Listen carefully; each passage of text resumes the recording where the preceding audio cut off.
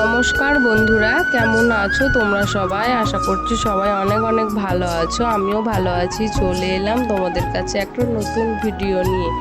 সকাল থেকে কোনো প্ল্যান ছিল না, হঠাৎ করে তোমার দাদা ভাই বলল যে রেডি হও, আমি তাড়াতাড়ি বাড়ি যাচ্ছি।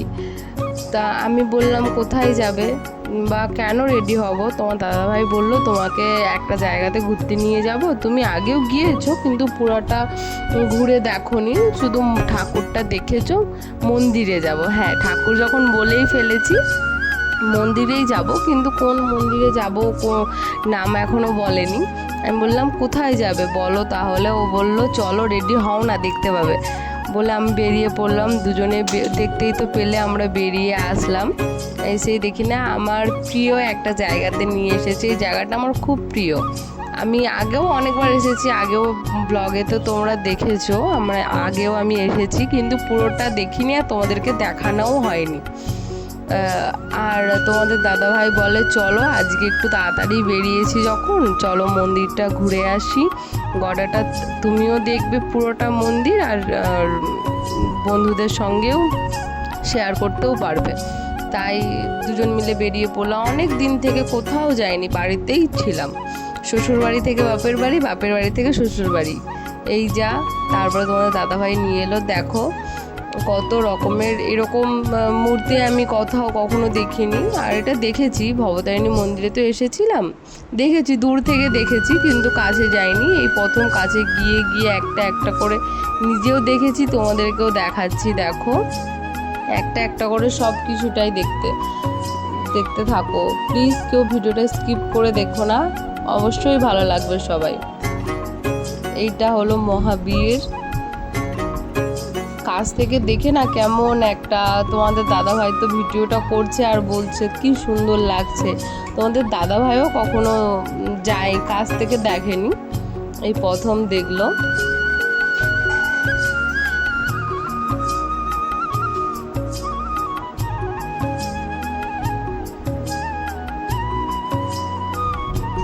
তোমাদের দাদাভাই দূর থেকেই দাঁড়িয়ে দাঁড়িয়ে দেখছে। আমি বলছি আসো দেখো কাছ থেকে, কাজ আমি ডাকছিলাম। এটা হচ্ছে গুরু নানক।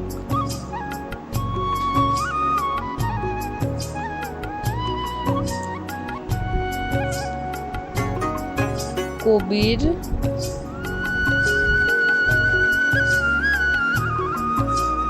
এটা বামা খেপা, বাবা লোকনাথ,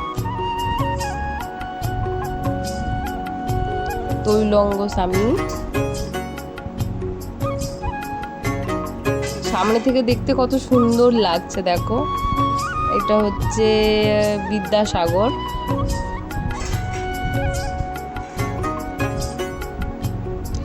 রাজা রামমোহন রায়, কাজী নজরুল ইসলাম, গণেশ বাবাজি। কত সুন্দর বসেছে, কত সুন্দর কারুকার্যটা দেখো তোমরা সবাই, কত সুন্দর লাগছে। আমার তো এই মন্দিরের সব থেকে সুন্দর, সব থেকে বেশি যেটা ভালো লাগে সেটা হচ্ছে সব কিছুটাই, সব কিছু একটা বলেনি, সব কিছুটাই দেখো। মন্দিরটাতে ঘুরছি যত, এত ভালো লাগছে, মনে হচ্ছে যেন মন্দিরেই রয়ে যায়। আমরা গিয়েছিলাম তখন আমরা বাড়ি থেকে বেরিয়েছি 3টের দিকে, মন্দিরে পৌঁছতে তো বেশিক্ষণ সময় লাগে না, 3:30-র মধ্যেই পৌঁছে গিয়েছিলাম। 3:30 থেকেই ছিলাম, দেখো এত ভালো লাগছে। আমরা বাড়ি বেরিয়েছি পুরো সন্ধ্যা হয়ে গেছিলো। তোমরা দেখতে থাকো, মন্দিরটা ঘুরতে ঘুরতেই সন্ধ্যা লেগে যাচ্ছিল। আমি তোমাদের দাদাভাইকে বললাম চলো মন্দিরের ভেতরে যাই, দেখো মনে হয় আরতি হচ্ছে, দেখবো চলো। বলতে তোমার দাদাভাই বলে তুমি যাও আমি যাচ্ছি, বলে ও তো আস্তে আস্তে আসছিল। আমি বলি তুমিও কখনো আরতি দেখোনি, দেখো সৌভাগ্য যখন আমাদের দুজনেরই হয়েছে, তুমিও দেখবে আমিও দেখি। তারপরে দেখি না, কার একটা পুজো হচ্ছিল, পুজোর জন্যই ঘন্টা টন্টা সব বাজছিল। পুজো হয়ে গিয়েছে, আমরা আসার আগেই পুজো হয়ে গিয়েছে। ওনারা গড় করছিল, আমিও গড় করবো বলে দাঁড়িয়ে গেছিলাম। আমি একাই গড় করছি, তোমার দাদাভাই দাদাভাইকে বললাম যে চলো ঘরটা করে নিই, আর তোমাদের দাদাভাই বললো তুমি ঘরটা করে নাও, আমি ঘর পরে করে নেব। মায়ের মুখটা দেখো কত সুন্দর, দেখেই যেন মনটা ভরে যায়।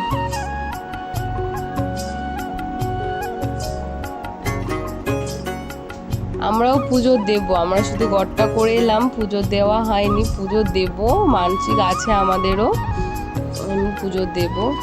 এই পাশটা দেখো কত সুন্দর, এটা মন্দিরের সাইডে, আমরা তো ওই সাইডে দেখিয়েছি, এই সাইডটা দেখো কটাটায় একদম পুরো নির্জম, খুব সুন্দর শান্ত পরিবেশ, খুব ভালো লাগবে। কেউ যদি কখনো যদি গিয়ে যদি থাকো নিশ্চয়ই বুঝতে পেরেছো কেমন জায়গাটা। এই জায়গাটা এটা কি আমি আজও বুঝতে পারিনি, ওই গোল করে যেটা আছে ওটা কি কুয়া না কি আমি ঠিকও বুঝতে পারি না, যে তোমাদেরকে বলবো।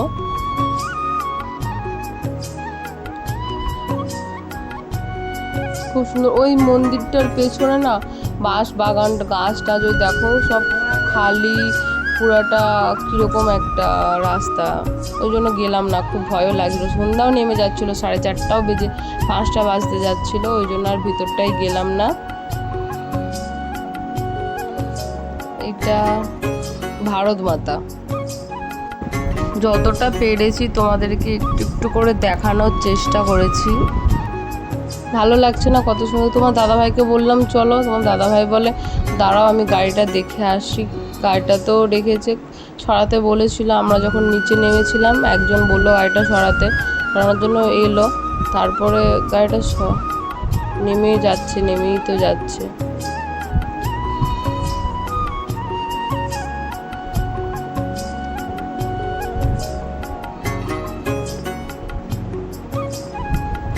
যাই হোক, তারপরে আমরা দুজনে তো বেরিয়ে গেলাম বাইরে।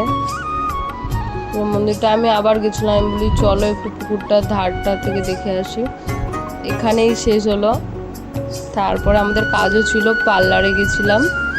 আমার বলেছিলাম না আগের ভিডিও তোমরা তো দেখেইছো, আমার ভাইজির মানসিক পুজো টুজো ছিল, সে কারণে একটু আইব্রু করানো ছিল, পার্লারে গেছিলাম, করিয়ে তোমাদের দাদা ভাইয়ের একটা জুতো কেনার ছিল, ছিঁড়ে গেছিলো, আর জুতো নিলাম একটা, জুতোটা তোমাদেরকে দেখাতে পারলাম না, দোকানে এতটাই ভিড় যে বেশিক্ষণ দাঁড়িয়ে যে একটু ভিডিও করবো তোমাদেরকে দেখাবো করতে পারলাম না। তারপরে একটু কিছু খাবার ছিল, খেলাম।